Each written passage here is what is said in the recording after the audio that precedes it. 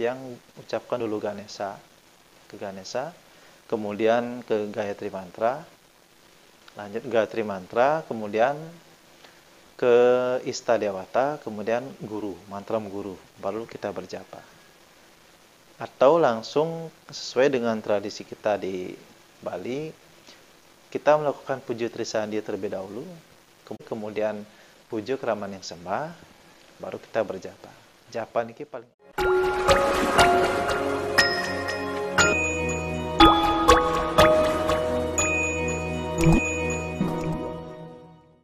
Om Swastiastu, Om Anubhadra, Kratawoyantu Wiswata.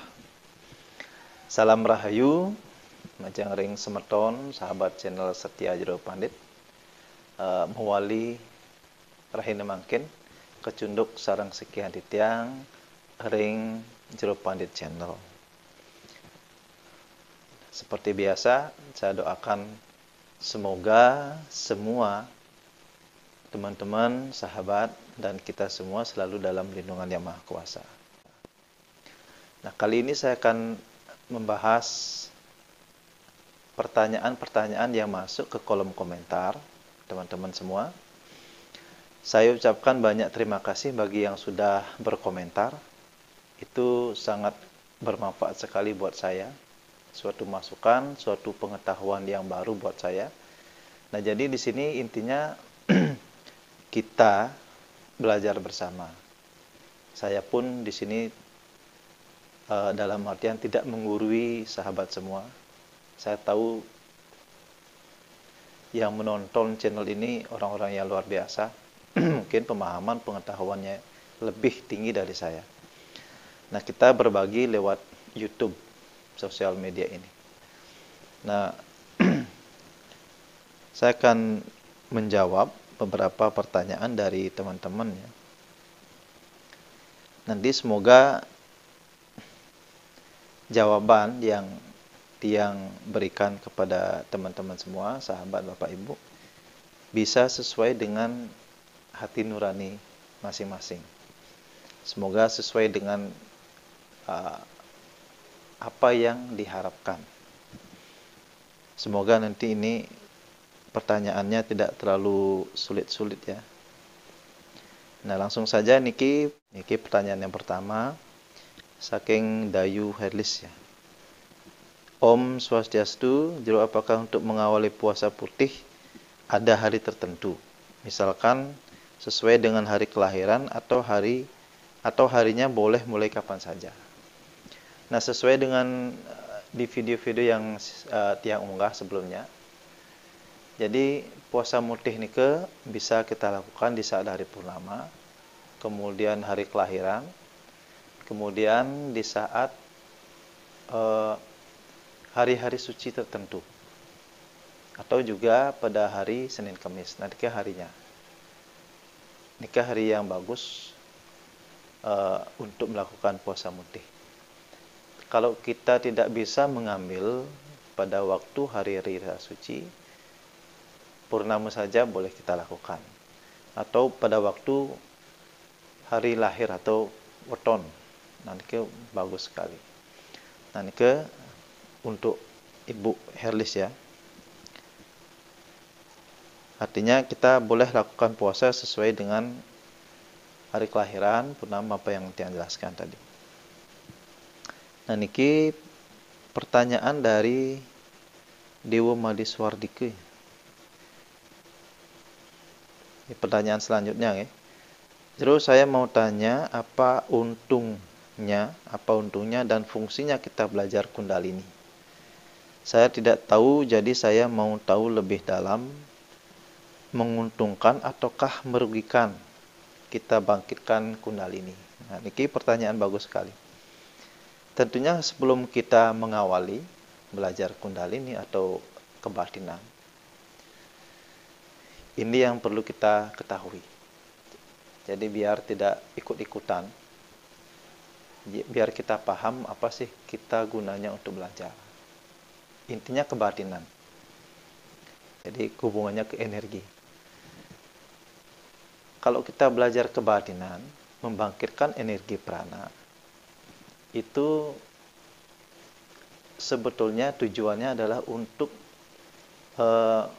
membangkitkan, memperkuat keyakinan kita kepada Tuhan itu sendiri.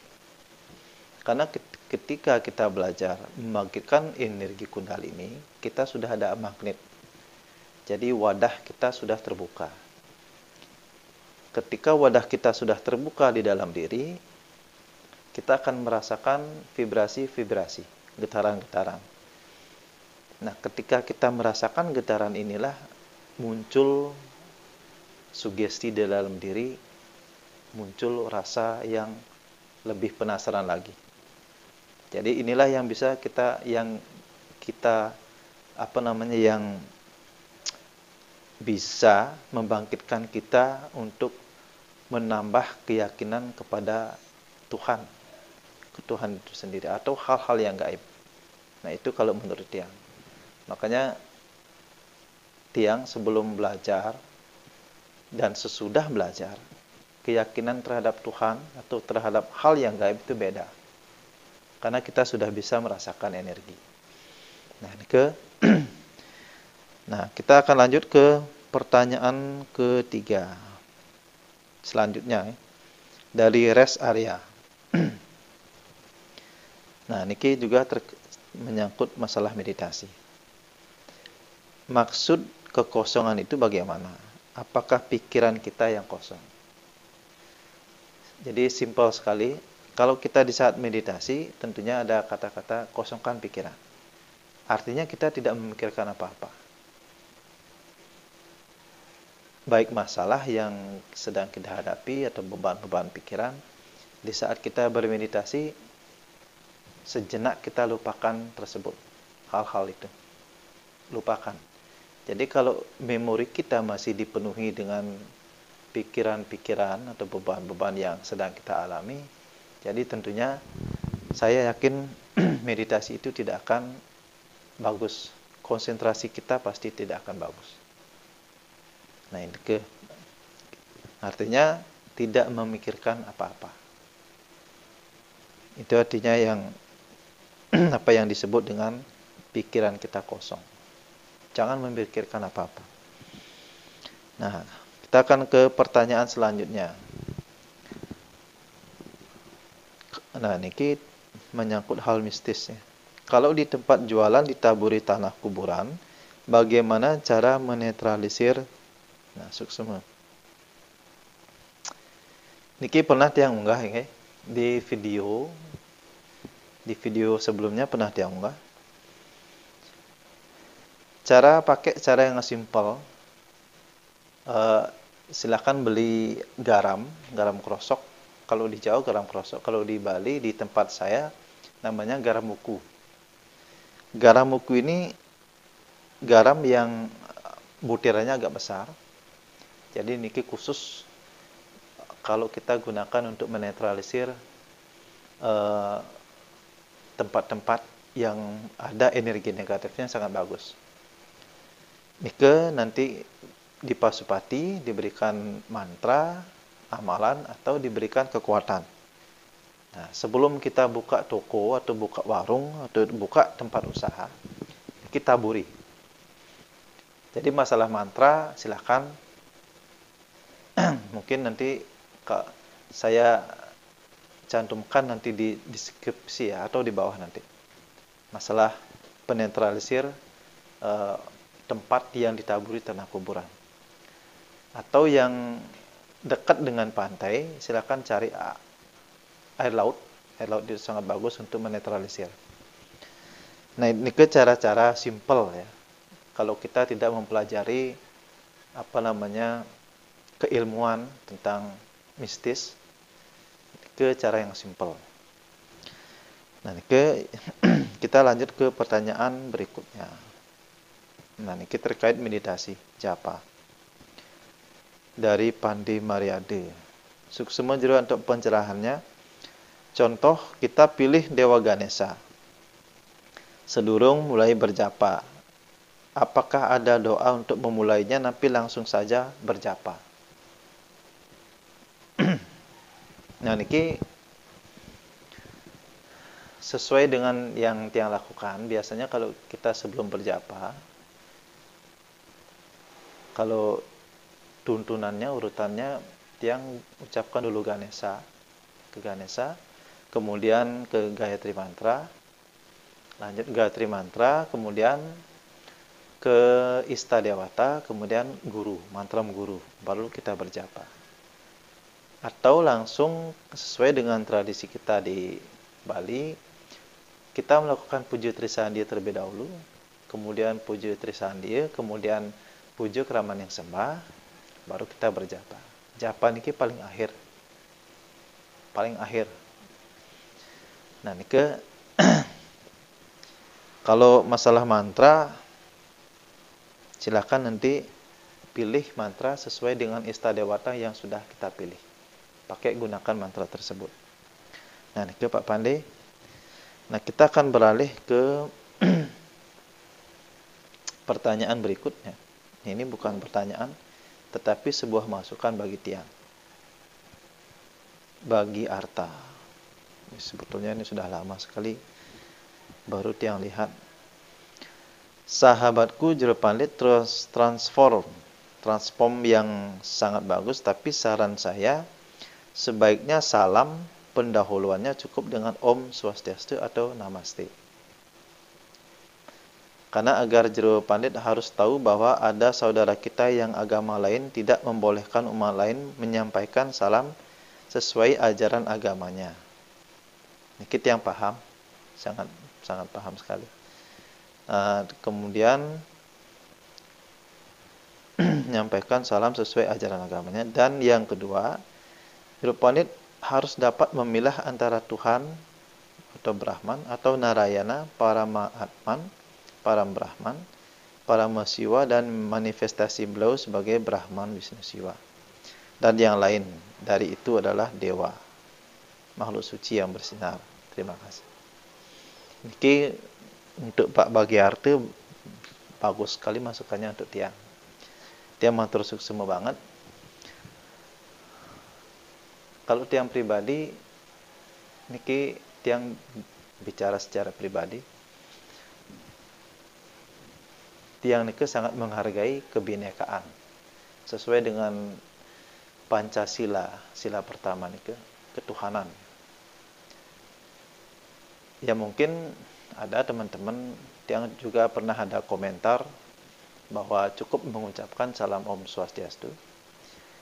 Tetapi kalau kita mengerti dan kita tahu bahwa di Indonesia khususnya, jadi bukan satu agama, kita harus menghargai kebinekaan sebetulnya.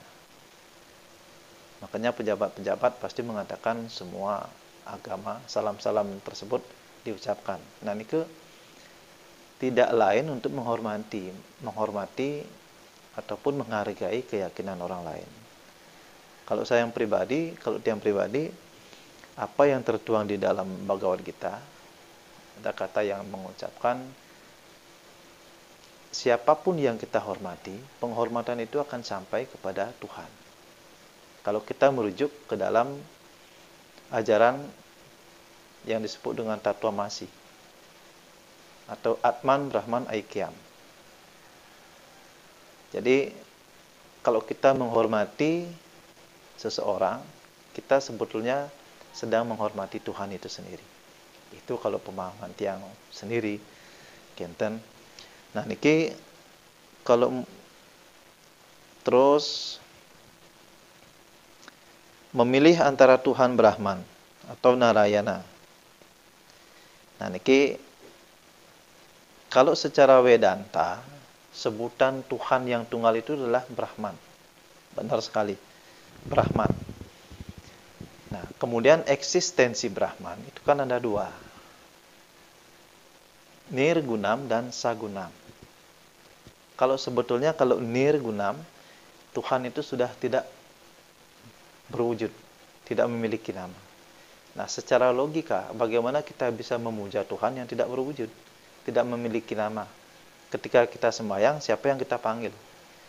Makanya kesulitan, lebih sulit orang yang memuja Nirgunam, Brahman, ketimbang dengan Sagunam.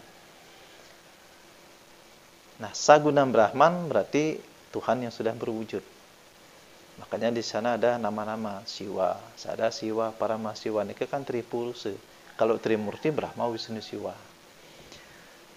Kalau bagi tiang, nama-nama niku tidak ubahnya adalah nama-nama Tuhan itu sendiri. Nama-nama Tuhan itu sendiri. Dalam wujud Sagunam Brahman. Nah, ini Pak, kalau menurut tiang, makanya Hindu dikatakan fleksibel. Mungkin ada saudara-saudara yang lain mungkin mengatakan Hindu memuja banyak dewa, tapi kalau kita di Hindu, pemahaman kita beda. Beda. Saya anggap itu adalah semua nama-nama suci Tuhan, karena kita memuja Tuhan sesuai dengan fungsional, sesuai dengan tujuan yang kita inginkan. Itu sebetulnya. Nah, ini ke pendapat yang, tapi sukses banget ke masukannya Pak Magiarte.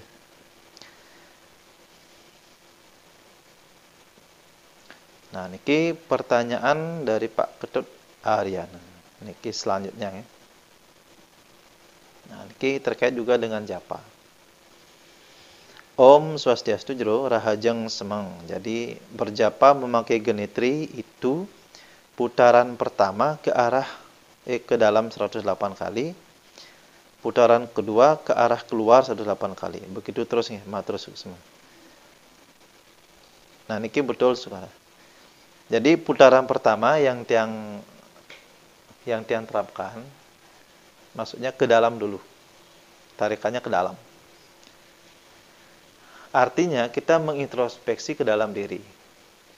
Kita harus memiliki keyakinan bahwa di dalam diri itu adalah Atman. Kita merujuk ke dalam diri. Yang kita puja itu adalah Tuhan yang ada di dalam diri kita. Apapun nama dan bentuknya, semua ada di sini. Nah, itu kalau pemahaman menurut dia. Nah, kemudian setelah habis 108 kali, itu Meru itu jangan dilompati. Balik lagi, arahnya keluar. Artinya kita melihat keluar diri kita, bahwa semua ciptaan itu adalah wujud yang kuasa. Makanya ketika melontarkan keluar, kita harus melihat wujud istadewata kita itu ada di mana-mana, seluruh di ciptaannya. Nah, ini kalau pemahaman tiang. Makanya ke dalam dulu, baru keluar. Enten. Suksema Pak Ketut, ini sampun komentar yang luar biasa. Rista Nita, niki pertanyaan yang selanjutnya ya. Tempat yang baik untuk meditasi di mana jero, dan apakah boleh dilakukan di rumah? Nah, suksema. Niki sebetulnya dimanapun Tuhan itu diucapkan nama suci Tuhan, bisa saja. Tetapi kembali kalau kita yang namanya kedisiplinan, disiplin waktu, disiplin tempat. Ini yang sangat berpengaruh pada kesuksesan seorang meditator.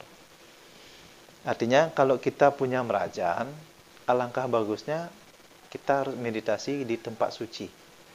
Itu kalau tergantung situasi sekarang. Kalau merajaan tidak punya, di rumah, di dalam kamar tidak masalah. Kalau di rumah tidak punya, silakan lakukan di tempat terbuka. Yang penting sepi dan nyaman. Nah, ini ke intinya. Jadi tergantung sikon ya, situasi dan kondisi. Nah, ini ke pertanyaan yang bagus dari Bu Rista. Kembali ke disiplinan ya, disiplin waktu dan disiplin tempat. Oke, pertanyaan selanjutnya. Filipus Ulma Sembun. Nah, oke. Pertanyaannya, maaf saya mau tanya meditasi yang baik jam berapa, pagi, siang, atau malam? Kalau di Hindu ada yang disebut waktu itu digolongkan menjadi 3. Ada waktu yang satwik, ada waktu yang rajas, ada waktu yang tamas. Kalau kita bicara waktu, berarti kita harus pilih waktu yang satwik. Satwik itu waktu berkisaran dari jam 7 petang sampai jam 3 malam. Ketika itu yang disebut dengan waktu satwik, waktu yang sangat bagus untuk bermeditasi. Tapi kalau memilih waktu yang utama itu adalah waktu Brahma Muhurtam. Di video-video sebelumnya sudah saya unggah. Yang disebut dengan Brahma Muhurtam yaitu waktunya Brahman atau Sang Pencipta. Itu waktunya berkisaran antara jam 3 pagi sampai jam 5 pagi. Itu waktu yang paling utama. Nah, ini ke Pak Pilipus, ya, suksema. Nah, itu beberapa pertanyaan dari teman-teman. 6 pertanyaan baru saya skrup ya. Jadi mungkin nanti pertanyaan teman-teman yang belum terjawab, nanti saya akan jawab lewat video ini. Jadi buat teman-teman yang sudah bertanya, saya sangat berterima kasih sekali. Mungkin pertanyaan ini mewakili pertanyaan dari beberapa teman-teman yang lain yang mungkin memiliki pertanyaan yang sama atau unek-unek yang sama. Nanti saya akan carikan waktu untuk video berikutnya untuk membahas dan menjawab pertanyaan sahabat semua. Sekali lagi, saya ini bukan menggurui. Mari kita belajar bersama. Apa yang Tiang ketahui, apa yang teman-teman ketahui, kita share di sini. Tiang lewat video, sahabat berkomentar lewat kolom-kolom komentar.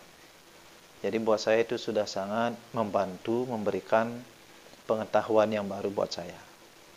Nah, mungkin sekian dulu dari saya di video kali ini.